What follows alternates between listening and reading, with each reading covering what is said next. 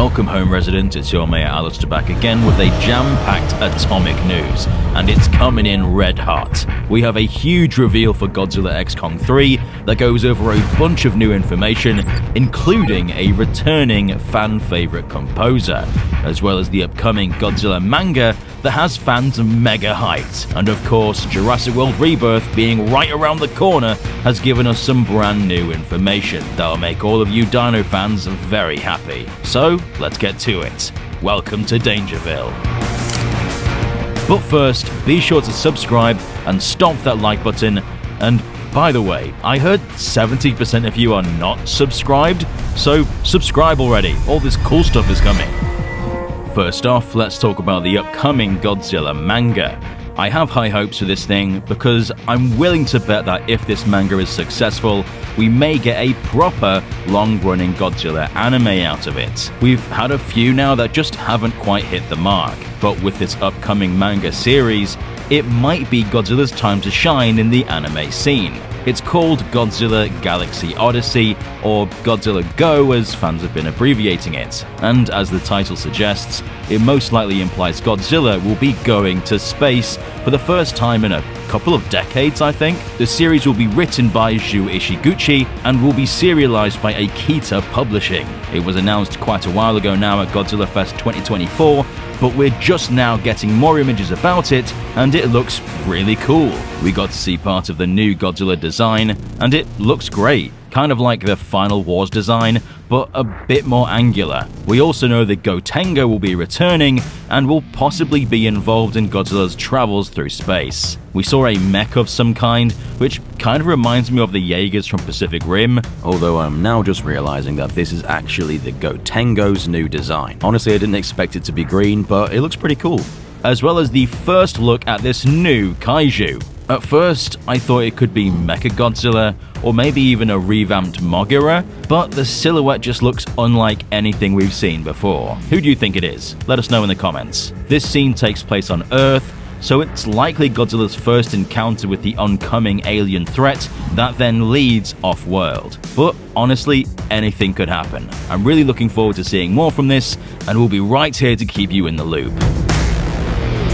Next up, an article was released giving us tons of new information about Godzilla X Kong 3. Of course, you all know that the legendary Sam Neill was announced to have a role in the next MonsterVerse film, which is just huge. This has to be the biggest cast announcement since Bryan Cranston and Kurt Russell. But this article from the Australian publisher if.com has highlighted how production has started at the Gold Coast, which likely means more Hollow Earth goodness, since that's been the location of choice for the past few films. But it makes the surprise announcement that this legendary composer will be returning to the series. Henry Jackman, the artist who wrote the music for Kong Skull Island, has been revealed to be coming back to make the soundtrack for Godzilla X Kong 3, which means Junkie XL's synth-based themes are out.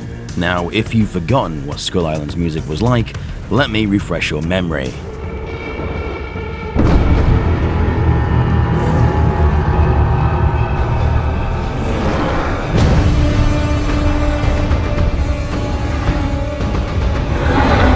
Now, this is both an awesome and slightly worrying announcement for me. Despite Junkie's music not being the most impactful, it was consistent and marked the first time in the series that the same themes were heard between two films, and it made it feel like a real connected universe. Switching composers means that Henry will likely drop some of the established tracks from the previous films in favor of something more akin to Skull Island's music. Now, this could mean we'll get that bombastic orchestral Kong theme returning, but does this mean he's going to make another new Godzilla theme? We have like 4 at this point, so I'm hoping he sticks with one of the already established themes instead of trying to reinvent the wheel.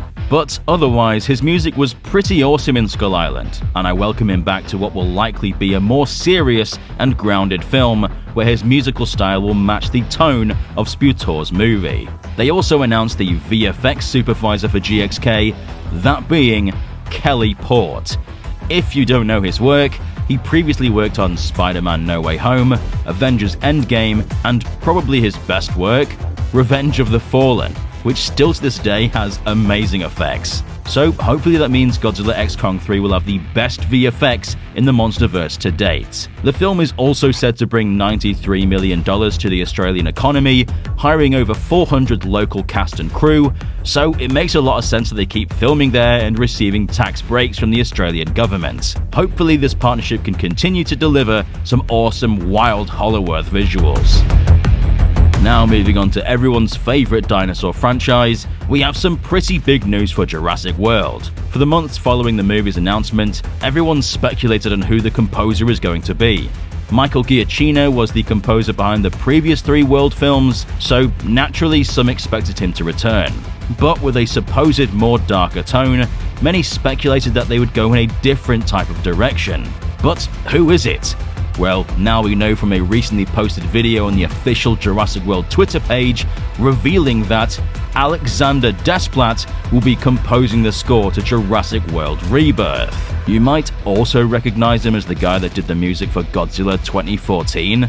So with this, Gareth Edwards and Desplat are teaming up again to hopefully deliver something epic. There's some little snippets of the music in the video, and from what we can tell, it sounds really cool. The audience will feel it for sure. He said there will be plenty of new tracks, however many will be inspired by what came before, which kind of just sums up Universal's approach to Rebirth, making something new inspired by the past. And you know what's funny? I called this months ago. I always felt that Desplat would make a great composer for Jurassic, so it's cool to see that coming to light. And in other Jurassic news, we have the runtime officially revealed. Earlier this month, there was some rumors stating the film would be 90 minutes long, putting it as the shortest in the franchise, even below Jurassic Park 3's 92 minutes. But we held off reporting on that because I always felt that was fishy. There was no way this was going to be 90 minutes. I had speculated the film would be around 2 hours 10 minutes based on Gareth Edwards' previous work, which pretty much always hit that ballpark. So what actually is it? It's been announced that Jurassic World Rebirth will have a runtime of 2 hours and 14 minutes. So I wasn't too far off. That's honestly the perfect runtime for me, and actually gives me some hope that the trailers are hiding a lot from us, since they seem to be reusing a lot of the same footage in promotions, so hopefully we're up for plenty of surprises with this one. It's funny, the MonsterVerse has lent Alexander Desplat to Jurassic, while Jurassic has lent Alan Grant over to the MonsterVerse. Again, it's like poetry, so if they rhyme. But what did you think of the news? Are you happy the composer of Kong Skull Island is returning? Or were you a fan of Junkie's more synth score? Let us know in the comment section down below. Don't forget to subscribe and stomp the notification button to become a resident of DangerVille today. I've been Alistair, and we'll see you residents in the next one.